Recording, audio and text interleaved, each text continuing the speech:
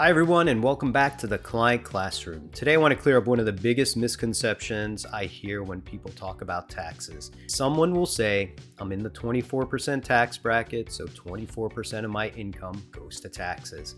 But that's actually not how our tax system works. And once you understand this concept, a lot of retirement planning decisions, things like Roth conversions, IRA withdrawals, and even Social Security taxation start to make a lot more sense. So let's start with two terms that sound similar but mean very different things: your marginal tax rate and your effective tax rate. So think of your marginal tax rate as the tax rate on your next dollar of income.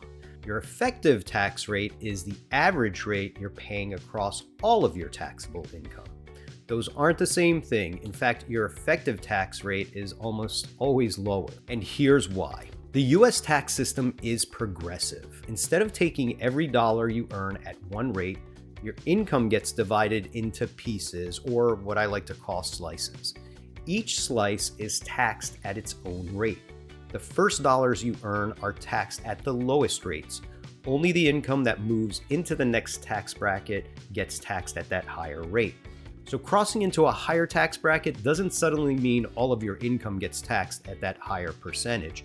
Only the dollars above that threshold do. That's why getting a raise doesn't usually mean you'll actually take home less money because you've moved into a higher tax bracket. That's one of the biggest tax myths out there.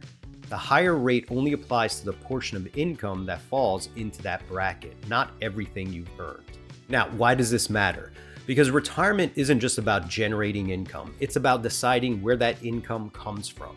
Maybe you're taking money from an IRA, maybe you're doing a Roth conversion, maybe you're selling investments. Every one of those decisions can affect the tax rate on your next dollar of income. And that's why we spend so much time looking at marginal tax rates when we're building retirement income plans. Here's a simple example. Let's say you're considering taking an extra $10,000 from your traditional IRA this year. The question isn't what's my average tax rate. The better question is what tax bracket will that next $10,000 fall into, because that's what determines how much additional tax you'll actually pay. That's marginal tax planning. The same idea applies to Roth conversions. People often ask, should I convert some of my IRA to a Roth?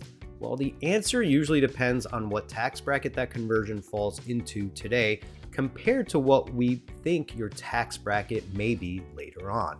It's not about avoiding taxes altogether, it's about paying taxes strategically. So when you step back and look at it, understanding your tax bracket isn't about memorizing percentages, it's about understanding how the system actually works.